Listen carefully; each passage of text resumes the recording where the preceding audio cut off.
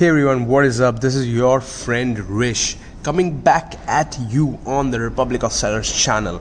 Yes, what you see on the screen is the design of my carton for the products that I am going to be shipping out of China in the United States. Now you might be wondering, why am I showing you this? Alright, yes, so this is the first time my supplier actually asked me to create a template design for the carton itself. Like I've already mentioned in my previous videos, the current supplier that I'm working with for my latest product is too professional. They're very thorough with every step that we are taking towards production. Alright, so this was one of the steps. They actually asked me to kind of give me a template design for the cartons that I have. So I'm just gonna take this opportunity to talk about what you need to have on your cartons when you ship them out of China into United States, UK, anywhere else. Okay, so basically in this video we're going to be talking about carton requirements. Keep watching till the end.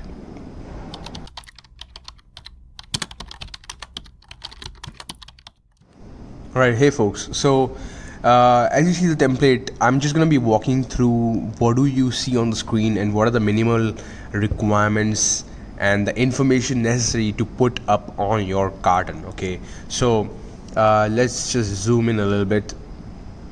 Yeah, so the important information that you need to have on your cartons for sure is the model number of the product. You can kind of have your own model number if you are if you have your own products and you're going into private label, so you can have your own model number, or you can use the model number as provided by the factory, provided the fact that you also mention the same model number on the units of the product. Okay, otherwise that does not make any sense. You have to mention the number of quantity inside this carton. So every carton will have a certain number of units which you will pack in, so you have to write that as well, along with the gross weight, the net weight. You can always Google those terms and figure out what do they exactly mean. Okay, these things are not supposed to be printed. I mean, the values, the value of gross weight, the value of net weight, these are not supposed to be printed, because the measurements, the weights can kind of increase or decrease a little bit. So unless you're very sure about it and you've already had one shipment, you can kind of print it along with your design label, but otherwise keep it empty. And once the product is ready, once they are kind of inspected, and once the factory actually takes the real weight, or your inspection company actually takes the real weight, then you can get that printed even after your shipment is ready at the very end. So don't print them in the very beginning, because that value can change, and if you're not sure about it, you might just need to kind of cover it and make a mess out of that. So don't do that. And apart from that, you also need to write the measurements of the carton itself. This measurement is of the carton itself. Okay, so just to avoid any kind of confusion, then you need to add the carton number here. So let's say you have 15 cartons going through your shipment, so you should probably number all of them as 1 by 50, 1 by 1, 1 by 2, 1 by 3, 1 by 4, until it's 15 by 15. Yeah, sorry, 1 by 15, 2 by 15, 3 by 15, 4 by 15. That was the sequence that I was basically referring to. All right, and the most important bit is that you have to mention that it is made in China. The country of origin needs to be there. If you don't put it up there, then you could face issues with custom. Okay, the country of origin always needs to be there. I mean, I've put made in China, but if you are going to ship from another country, then that's just they put the name of that country.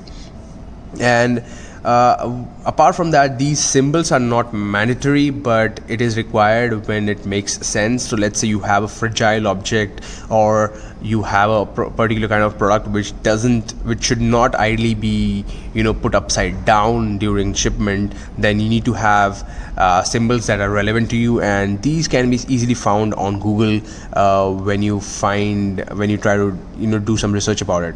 Apart from that, this came quite new to me, that you can actually also add your brand name on the carton. Okay, you can also add your brand name on the carton. This is quite obvious. Like if you have seen shipments cartons, at retail stores around your place, you should have kind of seen the brand name or sometimes on the cartons itself. So yeah, I never used to put it, but this time, since the supplier asked me to give me a template, and the template that they sent me also had a brand name of one of their customers, so I'm actually gonna put up my brand logo on the carton as well.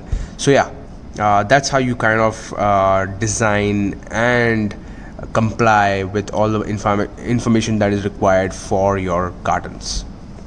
Right, so that was about how do you design your carton and what are the requirements that you need to, like, what is the information that you need to have on your cartons. But apart from that, regarding the daily update, I have successfully placed orders for 2 of my products. So basically 2 of my products are being manufactured on Amazon, and now we have finally come to the most difficult part of the process, which is kind of creating a brand awareness, creating a good amount of audience, and kind of having a good number of followers and an engaged group of people for your brand who are kind of interested, who would be interested in testing your products or buying your products in the very beginning, and kind of giving you a social proof of whether your products are doing good and whether it's in the right direction or not. So that is the most difficult part. So I would really implore you to subscribe to the channel, because that is something that I will be figuring out in the next few weeks, and I will be sharing those things. But yeah, these daily updates are still going to be coming in daily. Okay, I'm not stopping that. I'm also going to be starting a few live stream sessions where I kind of talk about building your Amazon FBA business or building your private label business from the ground up. So yeah, these are going to be long sessions, hopefully, and it'll be like a long form crash course sort of thing. Alright then, I will see you in the next video. I will see you tomorrow. Subscribe to the channel, like this video, share the content you have, and if you haven't seen the dailyRish series, wherein I have kind of talked about building the private label brand from the very beginning, go check every video out. I'll see you tomorrow.